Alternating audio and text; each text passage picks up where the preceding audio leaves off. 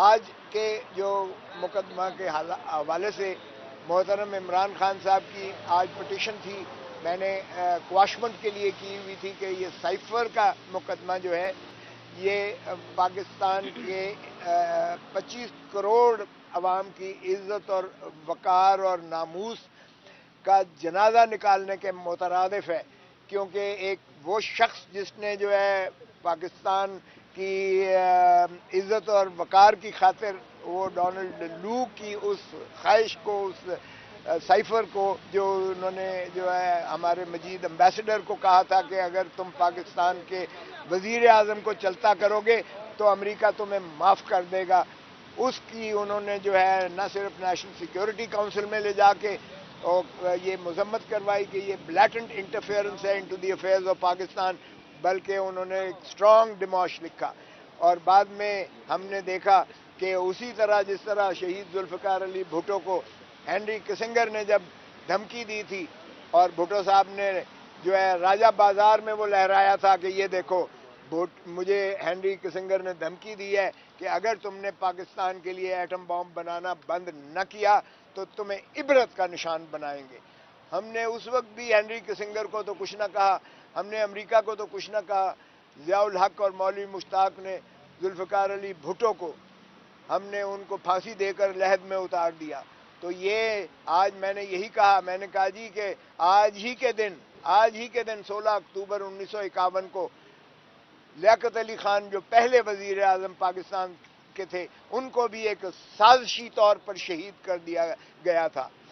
آج بھی تشنا ہے قوم، وہ سننا چاہتی ہے کون سے ان کے قاتل، کون سے عوامل تھے جس وجہ سے پاکستان کے پہلے وزیر اعظم، جس کی دیانت اور امانت کی یعنی آپ قسمیں کھا سکتے ہیں کہ ایک نواب جو ہندوستان میں ساری جائیداد اور جاگیر چھوڑ کر آیا تھا، جب مرا ہے تو بنین اس کی پھٹی ہوئی تھی اور اسے سینکڑوں دفعہ کہا گیا کہ آپ جو ہے اپنا کیوں نہیں اپلائی کرتے جو آپ پیچھے جاگیریں چھوڑ کر آئے ہیں۔ تو انہوں نے کہا جب تک ایک بھی شخص جو مہاجر ہو کر آیا ہے اس کو کلیم نہیں مل جاتا میں اپلائی نہیں کروں گا، اور انہوں نے اپنی ساری جائیداد جو ہے وہ ایک ڈھیلا نہیں اپلائی کیا، اور دیانت کا یہ عالم تھا کہ ان کی بنیاد پھٹی ہوئی تھی جب وہ مرے ہیں۔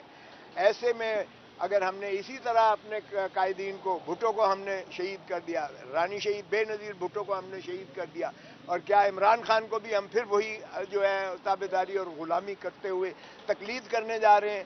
تو میں نے یہی عرض کیا کہ خدا را دیکھیے قوم ہمیشہ آپ سے متمنی ہوتی ہے، اور ہم نے مولوی تمیز الدین کے کیس سے شروعات کی ہیں، عدلیہ سے مایوسی بھی ہوئی ہے لیکن ہر دفعہ تاریخ آپ کو موقع دیتی ہے۔ اب بھٹو کی دفعہ بھی تاریخ نے موقع دیا، بے نظیر کا بھی تاریخ کا موقع دیا، لیاقت علی کا بھی تاریخ نے موقع دیا، مولوی تمیز الدین کا، لیکن تشنگی ہے خدا را۔ آئیے اٹھیں، آپ جو ہے آپ قوم آپ سے متمنی ہے کہ آپ قوم کو انصاف دیں، لوگوں کو بنیادی حقوق دیں، آئین پلامرداری کروائیں، کیونکہ اس وقت جو ہے سرزمین بے آئین بن چکی ہے پاکستان۔ اور پھر سائفر کے مقدمے کی میں نے انہیں ایک ایک شک پڑھ کے سنائی کہ وزیر اعظم کا یہ فرض تھا وزیر اعظم کا کہ وہ قوم کو اعتماد میں لے کہ یہ امریکہ کا ایک ڈونلڈ لو ایک اسسٹنٹ سیکرٹری جو ہے یہ دھمکی دے رہا ہے پاکستان کو۔ تو یہ انہوں نے اپنے کار سرکار کی ادائیگی میں انہوں نے اپنا فرض پورا کیا جب قوم کو یہ جو ہے اعتماد میں لے کر ان کو بتایا، تو اس میں کون سا جرم ہے؟ اور پھر دوسری بات ہے اس میں کون سی تنصیبات جو ہے خطرے میں پڑ گئی ہیں؟ 1923 کے ایکٹ کا ایک ایک شک پڑی، اور میں نے بتایا کہ یہ 1923 کا سیکرٹ ایکٹ جو ہے آفیشیل سیکرٹ ایکٹ 1923 یہ تاج برطانیہ نے ہندوستان کے باسیوں کو غلام رکھنے کے لیے بنایا تھا۔ کیا آج پاکستان کی حکومت استعمال کرے گی تاکہ پاکستانی 25 کروڑ کو غلام بنایا جا سکے اور بنایا رہے، بدستور رہے؟ تو خدا را یہ جو کلونیل ایرا کے قوانین ہیں ان کے تحت مت پاکستان کے عوام سے آزادی چھینے، اور ایک ایسا وزیر اعظم جس نے ایبسولیوٹلی ناٹ کہا ہم اسے جو ہے پابا سلاسل پہلے ہٹا بھی دیا تابعداری کرتے ہوئے، اور پابا سلاسل بھی کیا، اور ایک ایک شک میں نے پڑھ کے سنائی جس کا اطلاق نہیں ہوتا کسی طور پر بھی، نہ یہ پروہیبٹڈ ایریا تھا کیونکہ یہ जंग के ज़माने में बनाई गई थी ये 1923 का एक्ट जो है। तो जंगी कोई ऐसे ताकि राज ना उगले जाएं या नक्शे ना चले जाएं या कोई जो है एटम बम की तनसीबात कहीं और आश्कारा ना हो जाएं, ये उसके लिए बुनियादी तौर पर ऑफिशियल सीक्रेसी एक्ट होता है, ना कि पाकिस्तान के अवाम को जो है एतमाद में लेने के लिए। और वैसे भी ये जो फॉरेन मिनिस्ट्री है ये प्रोहिबिटेड एरिया में नहीं आती है, इसलिए इसका इतलाक होता ही नहीं है ऑफिशियल सीक्रेसी एक्ट पर। और प्राइम मिनिस्टर के हल्फ में लिखा हुआ है कि वो अपना जज करेगा, बाकी वजीर प्राइम मिनिस्टर के प्राइम मिनिस्टर से इजाज़त लेकर कोई चीज़ डिस्क्लोज कर सकते हैं। सो आइन की एक एक चीज़ मैंने उनको पढ़कर सुनाई, प्रियम्बल से लेकर, जिसमें जो है और रियासत की तारीफ में सिर्फ अवाम है, उसमें कोई और शरीक कार नहीं होता है। तो रियासत में भी और फिर ताबेदारी और वफादारी रियासत और आइन की है, उस पर खुदारा अमल कीजिएगा। पाकिस्तान के अवाम को जो है उनकी आज़ादी दें और उनको जो है बुनियादी हकूक़ जो है फराहम कीजिएगा। अभी वो 2 बजे के लिए दोबारा रखा है, हमारी जो है इस्तदलाल आर्गूमेंट्स जो हैं वो हमने कंक्लूड कर लिए हैं। वो मैंने तहरीरी जवाब भी 2 बजे दे देना है और 2 बजे दूसरे फरीक को सुनेंगे और फिर मुझे अगर राइट ऑफ रिप्लाई के लिए कुछ कहना पड़ा तो मैं कहूँगा। आपने कहा रियासत अवाम है, कोई और नहीं है। आपको क्या लगता है आपके इतने दलाइल के बावजूद मुकदमा बनता नहीं, फिर भी कौन रियासत पे काबिज है बनने की कोशिश कर रहा है? और दूसरा, आपने कहा कि अगर इमरान खान के ऊपर मुकदमा है तो ऑफिशियल सीक्रेट एक्ट के तहत और लोग भी इस जुमरे में आने चाहिए। वो कौन लोगों की तरफ आपका इशारा था जिनसे आपने कहा कि जवाब अभी तक नहीं मांगा गया? मैंने ये कहा कि नेशनल सिक्योरिटी काउंसिल के सामने ये मामला आया सारा, उन्होंने कहा कि ये ब्लैटेंट इंटरफेरेंस है into the affairs of Pakistan. और नेशनल सिक्योरिटी काउंसिल में मैंने कहा किसी का बयान लिखा है, आर्मी चीफ का उस वक्त का लिखा है, नेवल चीफ का लिखा है, क्या जो है एयर फोर्स चीफ का लिखा है, क्या ISI के चीफ का लिखा है? वो शामिल थे, शरीक थे उसमें जिन्होंने ये कहा, एक दफ़ा नहीं दूसरी दफ़ा भी शरीक थे। तो मैंने कहा हमें तो पता ही नहीं है उनके बयानात लिखे हैं या नहीं लिखे हैं, उनसे पूछें कौन सी ऑफिशियल सीक्रेसी एक्ट इसमें हुई है। और मैंने ये भी कहा कि बदकिस्मती से भुट्टो ने ताकत का सरचश्मा अवाम कह के मुंजबित कर दिया, अवाम को मुख्तदिर किया आइन में, आर्टिकल 7 में सिर्फ अवाम रियासत है, अवाम रियासत है। लेकिन मैंने कहा बदकिस्मती है कि कभी हुकूमत रियासत बन जाती है, कभी अदलिया रियासत बन जाती है, कभी कोई और जो है मुख्तदिर हल्के रियासत बन जाते हैं और अवाम बेचारी रुल गई है। तो अवाम के साथ वफादारी आर्टिकल 5 में है रियासत की।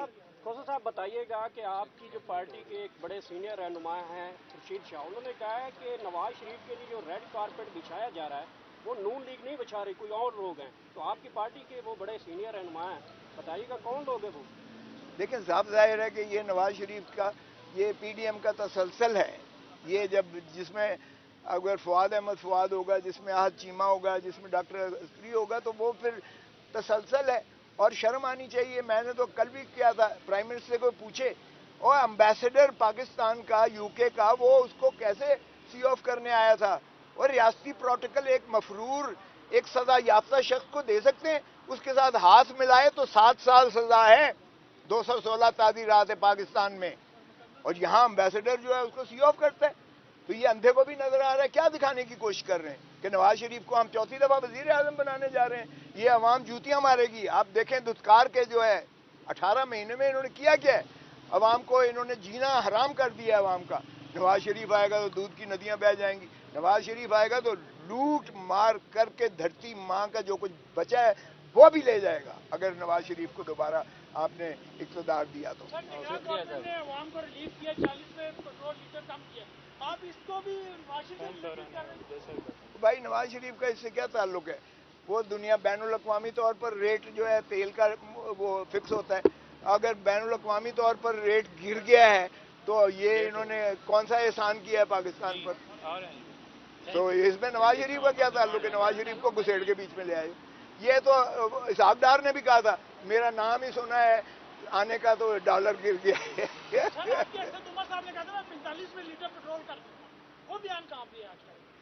वो भी बकवास करता था, मैंने कब कहा है वो सही बात करता था?